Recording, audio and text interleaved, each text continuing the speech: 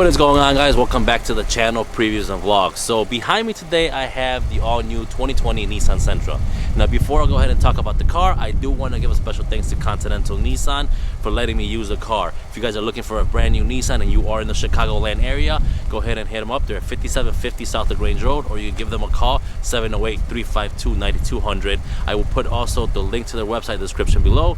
You guys can check out their inventory or even message them through there. Alright, so let's talk about the Nissan Sentra.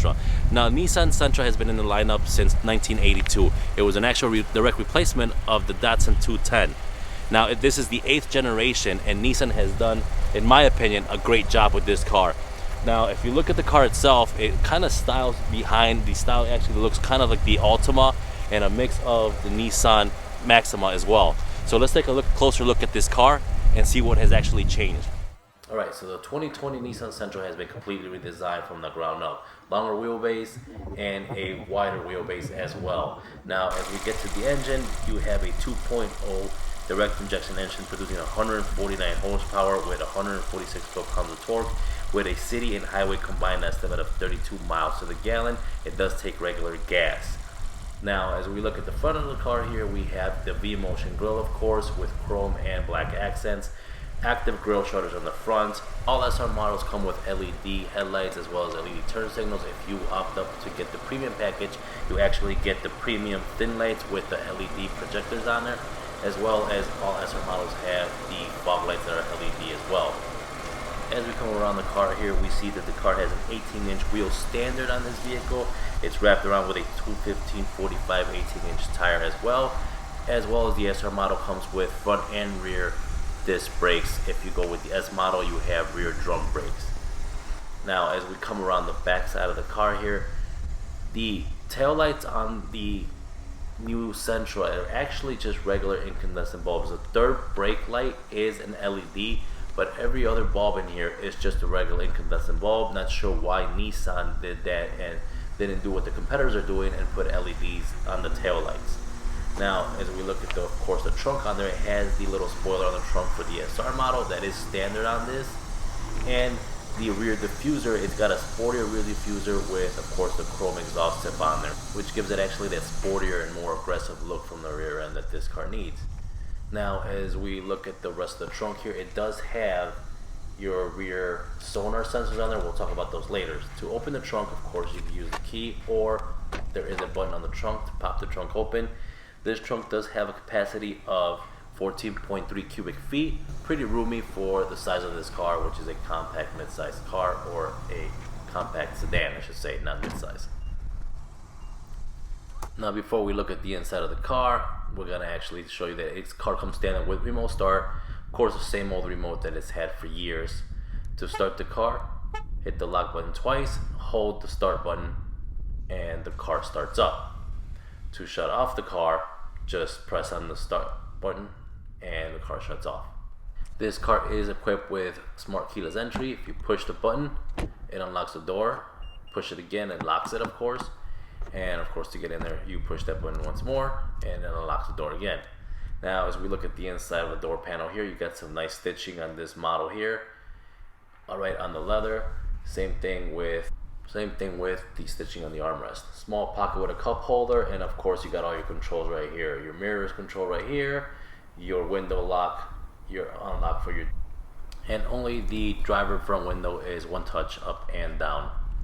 Alright, so as we look at the interior here, this model does not have the power seats, but it does have the Primitex leather wrap seats. That's actually a nice feature. They feel pretty nice as well with that suede in the middle. The rest of the car as well has some stitched leather on there. Inside of the car feels premium. It looks really good on the inside for the amount of money you pay for this car. So if we're gonna look at this car here, just the dash and even everything in here, the dash has a 7-inch LCD display. They are the same gauges that are on the Altima. If you go with the S model, you only get a 4.5-inch display in that center console. Alright, on the sides here we have the Eco mode, of course, to help you with gas mileage. Your trunk button here as well. As we look at the steering wheel controls here, of course, just like the Altima, you have your seat buttons for your radio right here, your back button, your phone buttons or voice control buttons on here, as well as your cruise control and adaptive cruise control button to set your settings for that. Now, of course, you got your 7-inch display in there, which you control with these arrows right here. You could, of course, pick whatever menu you want to see, miles to the gallon that you're using, or any other type of information that you want displayed up there. You could see what radio station, your tire pressure, of course, all your collision warnings or your driver's assist on there. Now we have an 8-inch display over here, and of course you have some USB connectors down here as well with a 12-volt outlet. So here's, you got your USB-C, USB, and your auxiliary. Coming to the center console, we have 2 cup holders here with this kind of plastic that feels like carbon fiber, but it's not actual carbon fiber. Your shifter, L, D, reverse, also leather wrap shifter. With this button here, actually activates sports mode. If you see here, it activates right in there. When you push that, there is an S that pops up by your display up front. Alright, so in the center console here, of course, just a normal center console, nothing in there really, just a small storage space. And again, with the stitching on there as well. Now, if we look at the rest of the dash here, you do have your passenger and driver airbags, as well as the car is equipped with side impact airbags. Alright, back to the center of the car here. So you do have your dual climate control, of course. Now, if you opt up for the premium package, you do get a heated steering wheel on that, as well as heated seats. Not cooled seats. Unfortunately, they don't have that on the Sentra. One thing I like about this dash is actually the vents. Now, these 3 vents here are, of course, for your center vents. Then you get the one side vent for the passenger, and you have another vent over here for the driver's side. But back to these vents, the way you open them, you can turn them counterclockwise. That opens the vents. Turn it the other way around, it closes it, and then of course you can move it in any direction to move the airflow, whichever way you want. We have a regular mirror on there. You do get an auto dimming mirror if you get the premium package. Also, of course, a normal sunglass holder up here. And then, of course, we have our map lights, which are normal, regular lights, no LEDs on this car.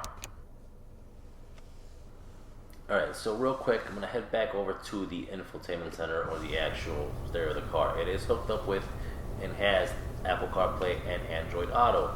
Of course, on this car, you have to be hooked up through USB to make it work, and that's the only way you get any navigation, because Nissan thought it was a good idea not to give you an option to put actual navigation on your car. Alright, in the back seats here, we have a single USB port right for the passengers in the back, so you only get one charging port back here. And of course, we go to the door here, you got your power window and a cup holder or storage spot right here. For the seats, you have a center armrest that pulls down with 2 cup holders in it. And of course, the seats are a 60-40 split seat. You pull this lever up, pull the seat down. Same thing you do to the other side, pull that same lever up and bring the seat down, and you have, of course, more trunk space or more storage space if you need. Alright, so when it comes to the back seats, I'm actually pretty comfortable back here. Now, the front seat is positioned to where I normally sit, and I'm about 5'10". So if you're about 6 feet tall, you still have a good amount of headroom up here. I say about a good 2 to 3 inches, maybe a little bit more left if you're about that 5'10" size. Now, if you're a little bit taller than that, you're about 6 feet tall, you might be rubbing your head right up here if you're sitting in the back of the car. But overall, for the size of the car itself, it is a pretty roomy car back here. Now, this vehicle here is equipped with pretty much your base SR. $22,950 is the total because of the two-tone paint. If you pay the extra $2,100, you get heated seats, heated steering wheel, 6-way power adjusting seat, the sunroof, and of course the all-around view monitor on the car, which we'll talk about right now that this car does not have, which is your bird's eye view when you put the car in reverse. So right here we have the camera. The car is in reverse right now. It actually has to be in reverse for you to get that camera. Now, if you had the bird's eye view, you would get 2 different screens. It would be a split screen. This one does not have that. You need the premium package. When you are reversing into something, of course, with this one, you still get the rear sensors. Now, as you get closer, you could see the lights up green as you're getting closer to something. The closer you get, it will turn yellow and then red. Red is about a foot away, When it's yellow or beeping at you orange, that's about 2 feet away from hitting something, as you can tell right here. You have the alarm and the sensor going off. All right, so let's go ahead and take the car off for a test drive. Now I'm going to show you guys how, of course, the blind spot works. Just like every other car, it works. The lights light up on the side of the mirrors there, and the lane keep assist, which basically what that does, it kind of keeps you notified if you're swerving off your lane. If you put your turn signal on, it won't notify you, but if your turn signal is not on and you're kind of swerving into the next lane, the car vibrates, the steering wheel vibrates, the seat actually vibrates, not the car, but the steering wheel and your seat will vibrate, letting you know that you're going off into the other lane. So let's go ahead and take this thing for a test drive and see how it rides as well. All right, so as we test drive the car, very comfortable car to drive in. Nissan's done a great job with everything. I mean, just the way the car looks inside, the way the car feels, the way the car drives itself with the suspension it has, and the acceleration is not as bad either. 149 horsepower car, I mean, gets up and goes for it being a small car. And again, this is not a performance car by any chance. It is the SR version, but it doesn't have the turbo like it used to be when the last model year had the SR. Now, maybe they will come out with a Nismo with increased horsepower on there, not sure yet. But as for the feel of the car, again, soft, smooth riding car. If you're looking at it from, of course, a driver's perspective, the car itself is just visually pleasing to look at, pleasing to drive. And again, it does share some of the characteristics of the Nissan Altima. Pretty much it looks like an Altima when you're sitting inside the car, except for these vents, of course, which have changed from the Altima to this. Other than that, the entire car itself looks like the inside of a Nissan Altima. Now, real quick here, I'm going to show you guys how this lane depart or lane keep assist works. So as we're driving, I'm on the left lane. If you start swerving for any reason into the right lane without putting your turn signal on, the car thinks that you're not paying attention, and you get these warnings. The steering wheel shakes or vibrates, and you have 2 flashing lights in your dash. Let's just say you're not in this menu. It's showing you, of course, the car itself there. It'll still give you the flashing light right on the very top there, as you can see, as I'm swerving into the lane. Of course, there's no car on the side of me.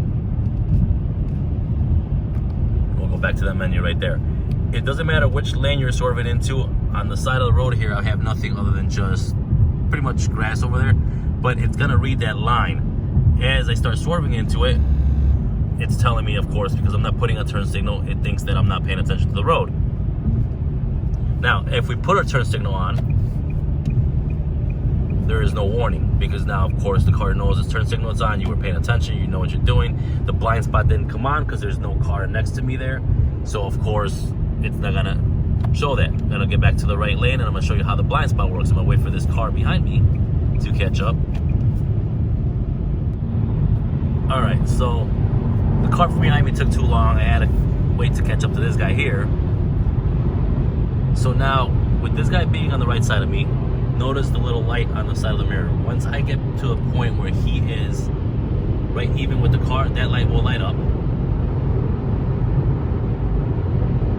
Again, it's blind spots, so once it notices he's there, the light is up. If I try to turn into him, it's gonna flash, and I get an audible beep from that sensor. That light will not go off until I'm at least a car length and a half away from him, where I can safely merge into the lane. Same thing will happen if there was a car on this side of me. So I'm gonna take this truck right here. And there's traffic coming up here, so we'll hold up. All right, so watch this light on the side of me here. Of course, this one right here. As I pull up to this SUV that's coming up here, once the car passes them up a little bit, that light lights up. You get the audible message, of course. But once I get a car length away from him,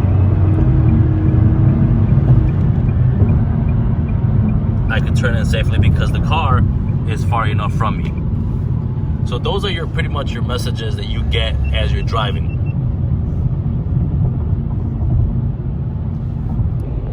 All right, so that's a quick drive of the 2020 Nissan Sentra. Let's go ahead and head back and end this video.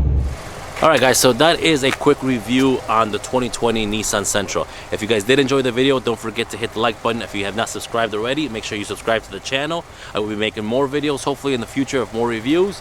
But if you guys, again, are in the market for a Nissan Sentra, you want to just even go test drive the car, and you are in the Chicagoland area, don't forget to stop by Continental Nissan. Again, 5750 South Lagrange Road. Again, their website will be The link to their website will be in the description below. I'll see you guys next time.